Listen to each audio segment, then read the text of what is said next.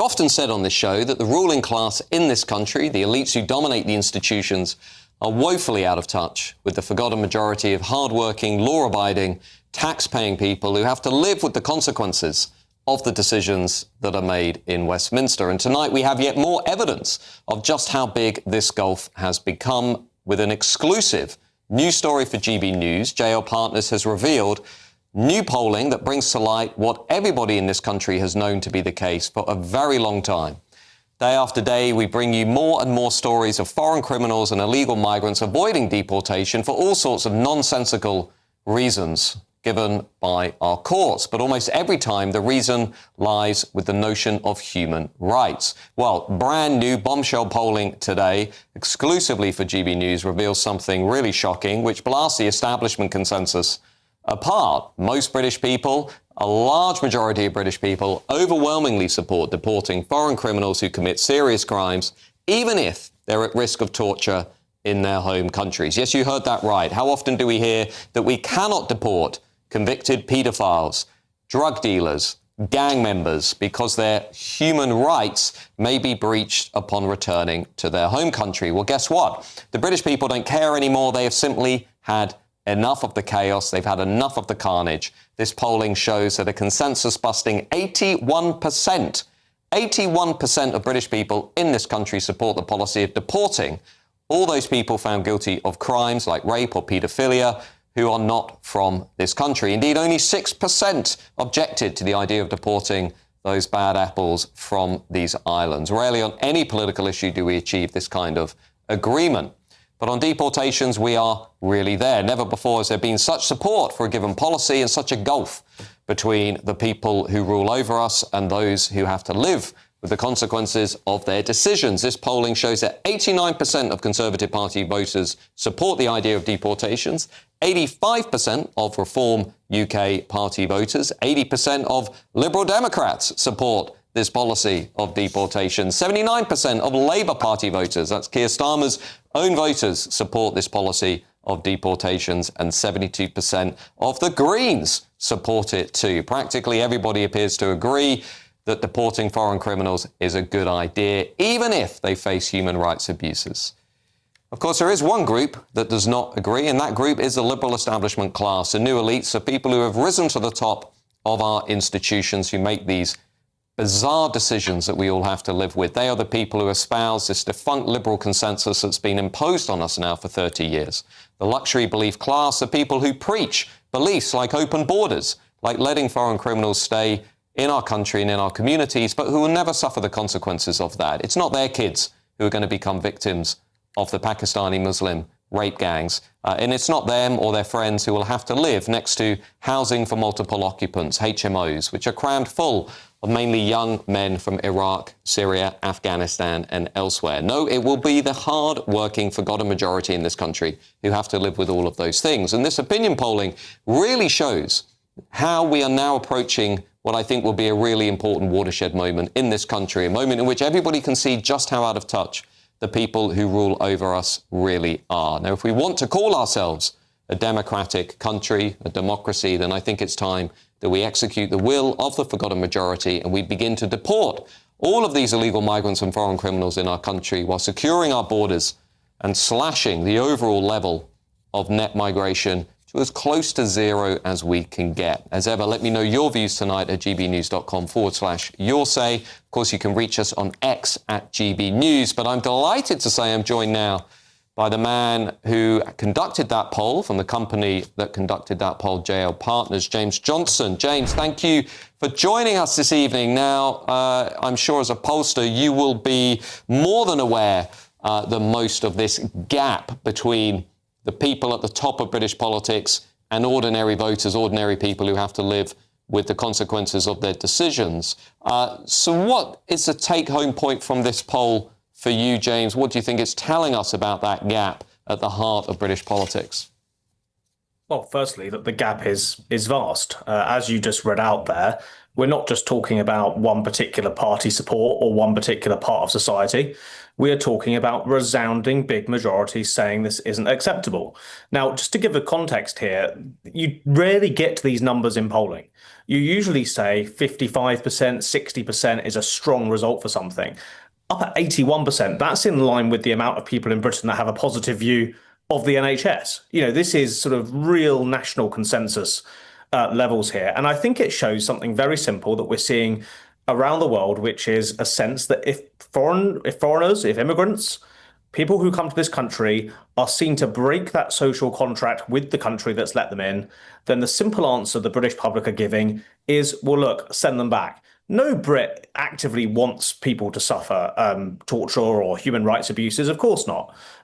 British people remain compassionate, but their view is that it's a case of you shouldn't be in this country. You're not our problem if you're committing, heinous crimes such as rape and paedophilia, as we asked in this question. So I think it's a huge gulf, and I think it's universal.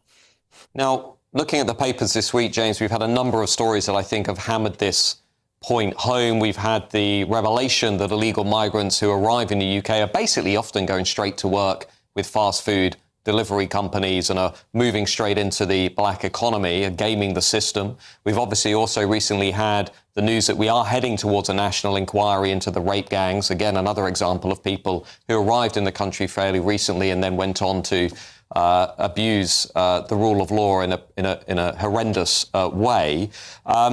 Where is all of this taking democracy in this country? Because, as you say, there is a social contract, which is that everybody who comes in, we expect to play by the rules. There is that famous British sense of fairness.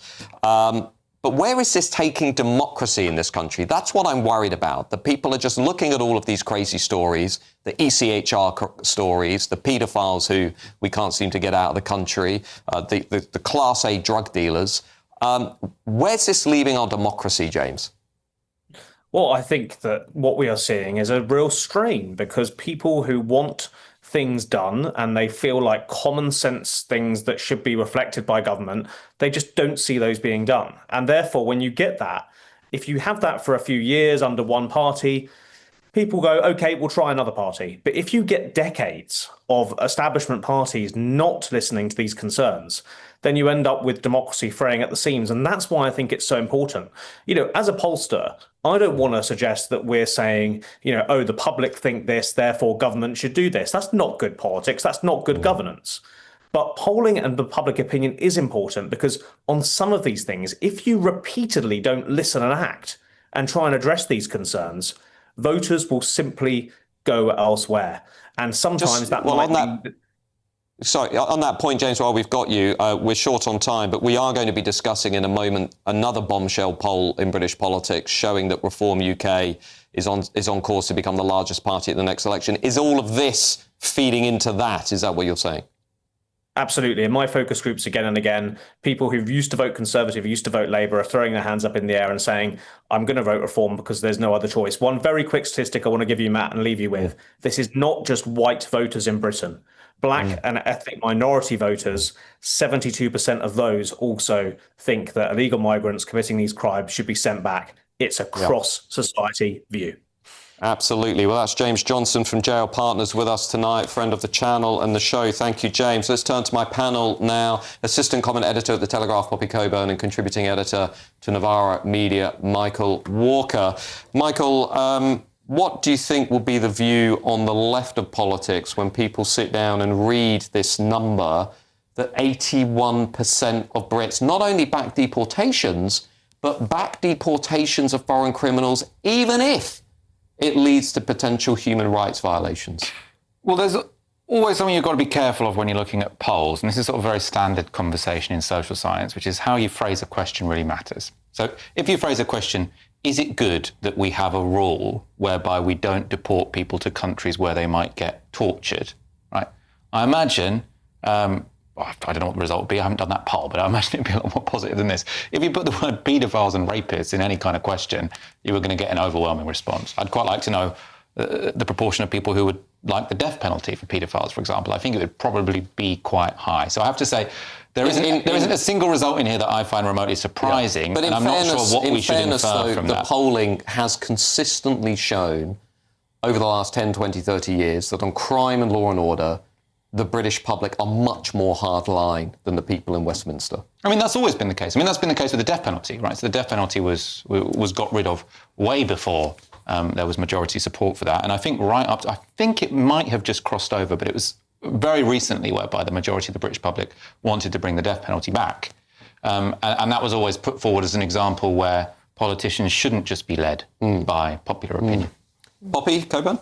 I mean, I think it's pretty dangerous, though, if you don't pay attention to public opinion in something like this. And if I wanted to steel man the left-wing case for this, right, I would look at the way that the world is moving and say human rights is not really a doctrine that has much popular support anymore. When you have these cases of where mass immigration is facilitating this constant barrage of news stories, where these really horrific crimes are being committed against the British population that didn't want the migration in the first place. So if I wanted to steel man it, I would say, look, let's try and keep the human rights doctrine, but we surely cannot be defending every single case where it's a paedophile, where it's a gangster, where it's a rapist. And what I think frustrates people is when people are so kind of boneheaded about this and go, no, in every case the law applies. In every case we've got to defend this principle. It is kind of defending the indefensible. And in fairness, Michael, that is what Labour are doing. As Poppy Coburn says, Vet Cooper saying now they're going to look at reforming Article 8 of ECHR. I personally think they're gaslighting the British people because it's not just Article 8, it's Article 3 that is used by foreign criminals and illegal migrants to stay in the country. But Labour, like 9 other countries in Europe, are now saying, OK, we're going to have to look at the human rights architecture around migration. I would argue people like me and people in that poll, we're winning this argument on the ECHR. We are saying, actually, we have to reform and revise this architecture to get it more in line with what those people in that poll think. Yeah, I mean, I do think that the sort of current policy is misaligned with public opinion, and that is a problem. I think taking the most extreme case one can imagine, which is sort of paedophiles, and then making policy on the basis of that is not necessarily wise. I also do think, I think I agree with Poppy that there are certain cases when you read what the judge has decided and you think, if you, Mr. Judge or Mrs. Judge, really care about these laws staying in place, maybe have a little bit more discretion when you're using them instead of constantly sort of overreaching in a way that the public would see that. So I think sometimes there could be a bit more self-reflection from the judiciary on this question. Whether what we should do is just rip up the whole Human Rights Act, I think that might have implications that we haven't fully thought about. I would say not getting rid of human rights has implications that we haven't fully thought about. I think if you want to look at the rise of right-wing populism in Europe, and again, I'm taking the perspective here, look, I'm a sensible centre-left guy. I want to keep my politics around for as long as possible. You are just setting yourself up to fail here. If you're going to have mass immigration at the scale that we've had in the last few years, you can't rely on judges to use discretion. They don't. They're judges. They think they're above it all because they kind of are. It's too dangerous to keep applying this outdated 20th century framework that actually doesn't really defend rights very well. I mean, this is all building up, isn't it, to us leaving the European Convention on Human Rights. I would go back, I think I agree with Poppy that the whole point about the Brexit vote, for example, was people saying, look, get control of the borders, lower immigration. The elite class decided, no, actually, we'll do the opposite. So now you can feel out there in the country people saying, well, OK, you didn't want to listen to us in 2016. You can listen to us now when we send Reform UK into government, for example. It just feels as though on all of these big issues of the day, migration, border, security, and the left says, oh, that's just a bit racism, that's xenophobia. People out there are saying, no, we're going to make you listen to us. You can either correct the system or you can keep ignoring us, and then we'll force it through. So, I mean, where I stand on, I suppose, where the direction of conversation is going, is I don't think it makes sense to say if you want to limit immigration, you're racist. I think there are some people who have sort of said that and it's been unhelpful. Where I do see sort of a blurring of red lines, which I am uncomfortable with, is I see a growing, especially in the online right, a growing questioning of the idea that Britain is a multi-ethnic country, of the idea that someone who is black or brown can't be English or can't be British. Well, they could be British, but they might not necessarily be able to be English. So do you think that, Sturridge or any black England football player is not English? I think there's a difference between Britishness and English. So you don't think Britishness you think only white people can be English? Not necessarily white, but Britishness is a nationality, it's a state nationality. Englishness is an ethnicity. It's an ethnic group. It's not necessarily a state identity in the way that Britishness So is Marcus Rashford English? Well, I don't know about Marcus Rashford's family history, and anybody. I mean, he plays for I England. think you can understand what Matt's getting at, right? Which is it's kind of difficult with the UK because of the way the UK is structured. So England's a country, and it's also part of this transnational thing. But like, there's obviously ethnicity as part of this conversation. I understand why you're concerned. I think bad faith actors are taking this too far. That's what happens when you give these people an inch, right? They take a while. Absolutely.